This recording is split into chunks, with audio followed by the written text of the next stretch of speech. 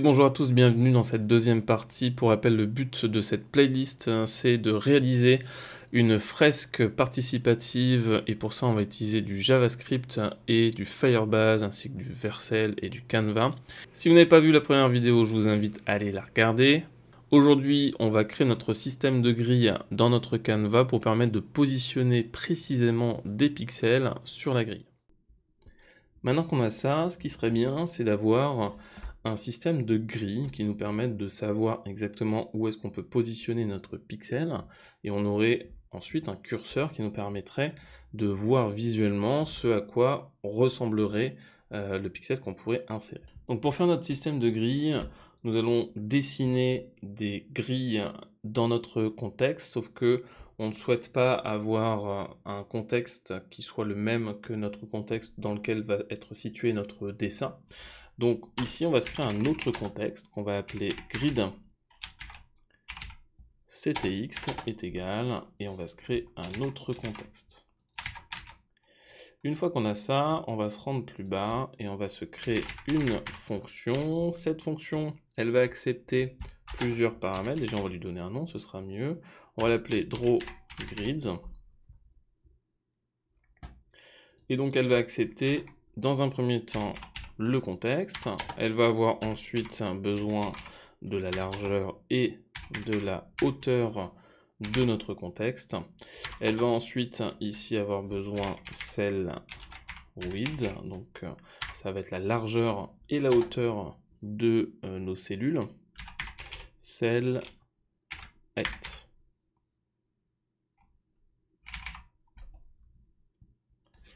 Faites attention, c'est bien E. Voilà. Donc à l'intérieur, ici, on va prendre notre contexte, point begin path. On va donc lui indiquer qu'on va commencer le tracé. On va également lui indiquer le style, donc stroke style de notre tracé. Ici, on va le mettre avec un léger gris. Et on va donc commencer par les lignes verticales. Donc ici, on va faire une boucle. Cette boucle, elle va commencer à partir de 0. On va ensuite s'arrêter lorsqu'on a atteint la largeur totale. Et à chaque itération, on va donc incrémenter. Alors, attention à bien mettre le nom de la variable. Une fois qu'on a ça, on va à chaque tour, à chaque itération, on va bouger du coup notre curseur move to en position X. Ce sera donc la valeur de notre itération fois la largeur que l'on a souhaité, donc celle width. Et en position Y, on va laisser à 0. On va donc ici ctx.line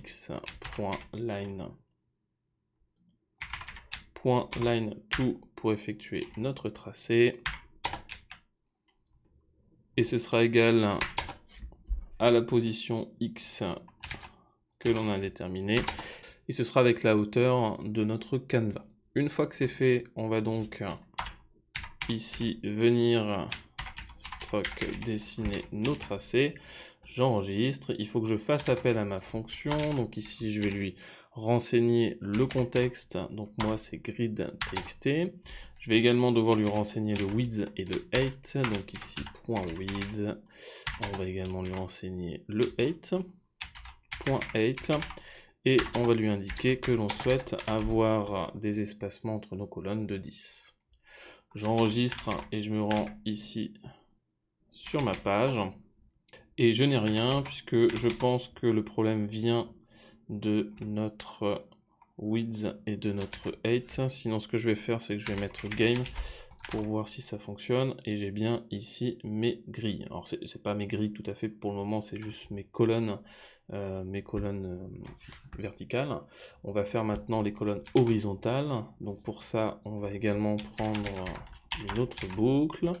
Ici, on va lui dire, tant qu'on n'a pas atteint la hauteur totale, on va continuer à incrémenter. Ce ne sera pas ici cell width, mais ce sera cell height. Je vais donc remplacer ça.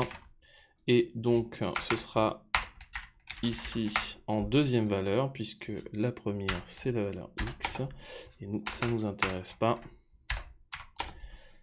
Et donc ici on va mettre notre width. J'enregistre, je me rends sur ma page et je vois que j'ai bien mon quadrillage qui va me permettre ici de savoir exactement où est-ce que je vais pouvoir positionner mes pixels. Alors pour le moment, on n'a pas la possibilité ici de positionner exactement et de se caler exactement par rapport au quadrillage qu'on a fait. Mais ce qu'on va faire, c'est qu'on va créer ici un curseur qui va se déplacer sur chacun des carrés. Et ça va nous permettre de positionner nos pixels en fonction du curseur en question. Donc dans un premier temps, on va venir au niveau de notre index, on va se créer notre curseur, je vais le créer juste là. Je vais lui donner un identifiant cursor.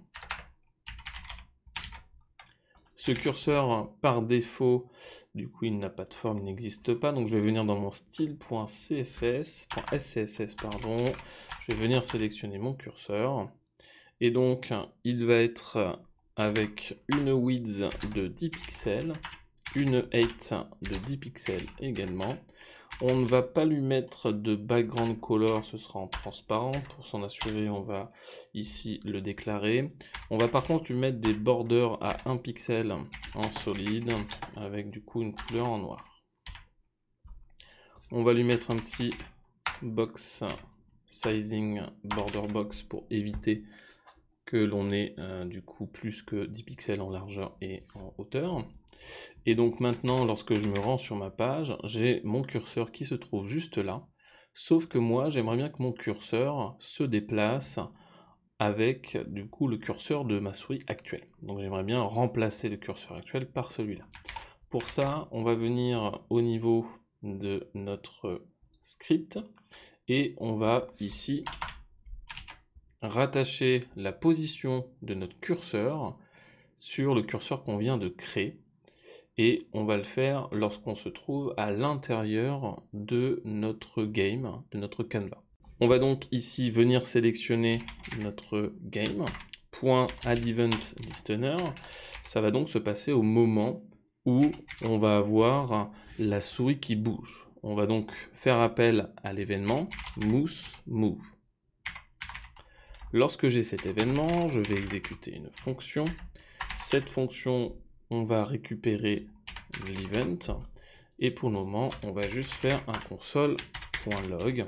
On sait comment récupérer lorsqu'on clique la position de notre curseur, donc avec le client X et le client Y. On va donc essayer de faire la même chose ici. On va se faire un petit debug X de points et je vais mettre client X et on va faire la même chose pour notre Y. J'enregistre, on va donc exécuter notre test, je me rends au niveau de ma page, j'ouvre mon inspecteur et j'ouvre la console. Il me dit que client X is not defined et effectivement lorsque je regarde mon code, je n'ai pas mis mon event point puisque c'est une méthode qui appartient à event. J'enregistre, je me rends sur ma page et donc maintenant à chaque fois que je bouge mon curseur, on voit que les valeurs changent. Donc j'ai bien réussi à récupérer ici les valeurs de mon curseur. Par contre, ça se passe uniquement quand je suis à l'intérieur du canevas, donc c'est normal, hein, puisque là je lui ai dit que c'était à l'intérieur de mon game, et quand je suis à l'extérieur, je n'ai pas la détection ici des positions. Donc c'est parfait. Moi, ce que je voudrais, c'est donc maintenant définir la position de cet élément en fonction de la position de mon curseur dans le canevas. Donc ici, on va devoir venir sélectionner notre curseur. Ce curseur, par défaut, on va lui définir une position qui sera en absolute. Une fois que c'est fait, on va se rendre au niveau de notre script. On va venir sélectionner notre curseur. Tout ce qui est sélection, on va le faire tout en haut. Hop. Et donc là, je vais venir sélectionner mon curseur. Une fois que j'ai sélectionné mon curseur, je vais me rendre tout en bas. Et ici, je vais venir prendre mon curseur. .style.left est égal. Et ça va être égal à mon event client X. On va faire la même chose pour le right, ce sera égal à client Y. J'enregistre. Maintenant, quand je vais venir déplacer ma souris, Je m'attendais à avoir ici mon curseur qui me suit, sauf que le problème, c'est que c'est une valeur numérique qui m'est renvoyée, et au niveau de ma propriété left et right, il s'attend à avoir une valeur en pixels. Donc ici, on va faire une concaténation. Alors, j'utilise pas les backticks, ici je le fais rapidement avec un plus, même si c'est pas forcément la meilleure option, mais c'est pas grave, en attendant ce sera très bien. Et donc maintenant, lorsque je me rends sur ma page, j'ai bien ici mon curseur qui me suit sur l'axe X, mais pas sur l'axe Y. Donc on va se rendre au niveau de notre code, et est-ce qu'on a bien orthographié?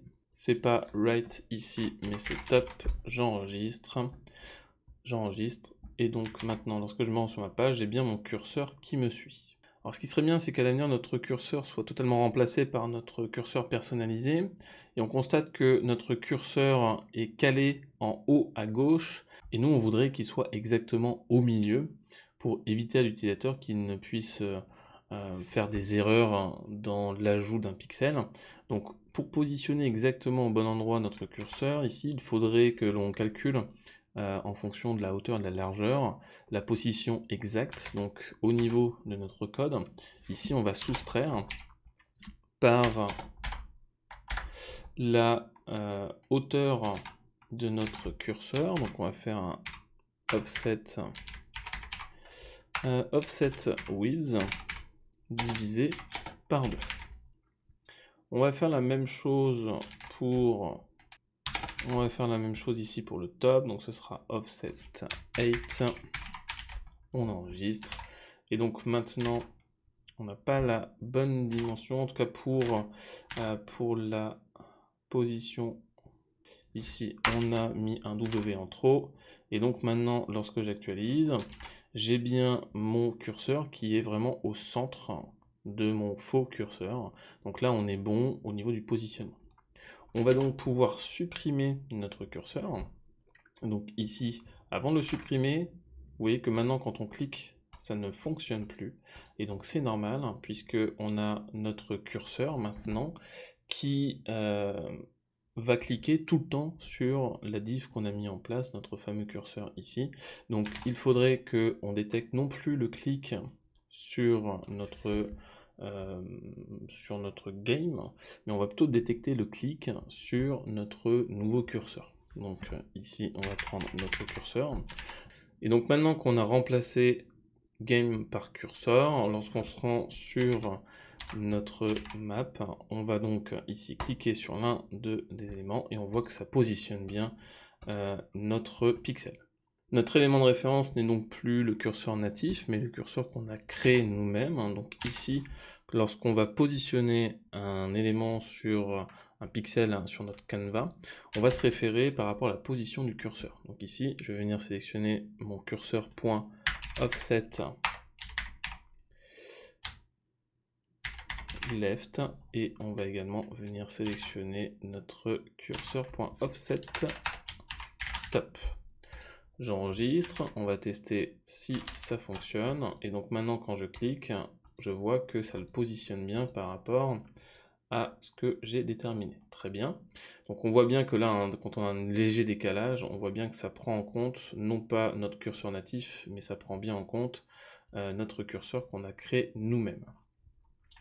On va donc ici également déterminer une taille de 10 pixels pour la forme, puisque nous on cherche à avoir quelque chose qui ressemble à des pixels. Donc ici maintenant quand je clique, ça me fait vraiment des formes de pixels. Et donc on va pouvoir supprimer notre curseur natif. Pour ça on va venir au niveau de notre style.scss et on va lui dire juste là que notre curseur est égal à none. Ce qui fait que maintenant, lorsque je me rends sur ma page, je n'ai plus que mon curseur qui s'affiche. Lorsque je clique, ça renseigne bien les bonnes coordonnées. Alors on voit que des fois quand on scrolle un peu trop vite, on a notre curseur qui apparaît, ça fait un petit peu bugger. En tout cas ça donne l'impression. Donc ce qu'on va faire, c'est qu'à la rigueur, on va prendre cette propriété, on va l'appliquer également sur notre game, et on va le mettre juste là, on enregistre, ce qui fait qu'on n'aura plus ce problème. Et maintenant j'ai bien uniquement mon curseur. Je peux donc ici positionner mes éléments, je n'ai plus mon curseur natif qui apparaît. Par contre, quand je quitte ici la map, quand je quitte mon canevas, j'ai bien la possibilité d'avoir mon vrai curseur. Maintenant, ce qu'on aimerait bien, c'est avoir une position plus exacte de nos pixels, puisqu'actuellement, on peut les positionner n'importe où sur la map, et il y a des fois où c'est pas réellement calé par rapport à notre grille. Donc nous, ce qu'on aimerait bien, c'est que ça respecte la grille, et qu'on puisse réellement, ici, mettre nos pixels dans les espaces qui ont été déterminés. Pour ça, on va se rendre au niveau de notre script, et tout va se passer lorsqu'on va bouger notre curseur. Ici, on voit qu'on définit la position de notre curseur en fonction de notre curseur natif. Ce qu'on va faire, on va donc garder ici ces coordonnées qui vont nous intéresser. On va juste enlever la pixel. On va ici définir une variable que l'on va appeler cursor left et une autre variable que l'on va appeler cursor top. On va ensuite définir la position de notre cursor. Cursor.style.left va être égal. Ici, on sait qu'on doit décaler notre curseur tous les 10 pixels. Donc ce qu'on va faire, c'est qu'on va faire... Donc on va utiliser ici la fonction matfloor qui va nous renvoyer un nombre entier arrondi au nombre inférieur. On va donc prendre la position left divisée par notre fameuse largeur de grille. Donc à la rigueur, ce qu'on peut faire, c'est la définir dans une variable, puisqu'on s'en sert régulièrement. Donc on va définir ici une grid cell size qui va être égale à 10. On va utiliser cette variable puisqu'on s'en sert juste là. Donc on va ici remplacer cette valeur. Et on s'en sert également à cet endroit. On va donc ici diviser par la dimension de la grille qu'on a définie. On va donc multiplier par notre grid cell et on va ici rajouter notre unité de mesure. On fait la même chose pour le top, donc ici on remplace notre current left par current top et notre style.left par style.top. On enregistre, on va se rendre maintenant sur notre canevas et donc lorsque je déplace mon curseur, il va bien s'adapter en fonction des tailles de cellules que j'ai définies. Et je vais donc positionner chacun de mes pixels précisément en fonction de cette taille-là. Alors vous avez peut-être la même erreur que moi, lorsque vous cliquez, il y a des moments où ça ne fonctionne pas. Donc c'est un problème du positionnement du curseur, hein. Si vous commentez au niveau de votre sas le curseur none, on va le faire également sur la map, enfin sur la partie curseur et sur la partie game. Donc là, si on se rend sur notre map, on voit que voilà, il y a des moments où autant quand le curseur est bien au centre, ça fonctionne, mais s'il est légèrement décalé, on voit que là, par exemple, ça ne fonctionne pas. Donc ça arrive des fois que le curseur ne positionne pas exactement comme il faut. C'est pas grave, ce qui compte, c'est vraiment la position du curseur custom, et la position du curseur natif, à la rigueur, n'est pas très important. Donc ce qu'on peut faire, je vais ici venir dans le script, et donc ce qu'on peut faire, c'est détecter le clic sur le game également. Donc on va faire un point add event listener click, et ici on va exécuter notre fonction. Donc cette fonction, ça va faire la même chose que ça. Donc si je copie ça et que je le mets juste là, on va avoir notre game qui fonctionnera même si notre curseur est légèrement décalé. Voilà. Donc ça va résoudre ce problème-là. Pour éviter d'avoir du copier-coller, à la rigueur, ce qu'on peut se faire, c'est une fonction que l'on va appeler add pixel into game. Et ici, on va lui mettre tout ça à l'intérieur et on va appeler notre fonction à la place de tout ça. On enregistre, et donc maintenant qu'on a réussi à mettre tout ça en place, ce qu'on peut faire dans notre style CSS, c'est remettre le curseur none, Voilà, on enregistre, on se rend sur notre map, on actualise, et là normalement tout devrait fonctionner normalement. Donc on voit qu'on peut sélectionner notre couleur, on peut positionner des points sur la map, et on voit que ça fonctionne très bien. Je vous donne donc rendez-vous dans la troisième et dernière partie où on va mettre en place notre Firebase, notre database en temps réel. On terminera par la mise en ligne de notre application avec Vercel et GitHub. Allez, ciao tout le monde, je vous donne rendez-vous dans la prochaine vidéo.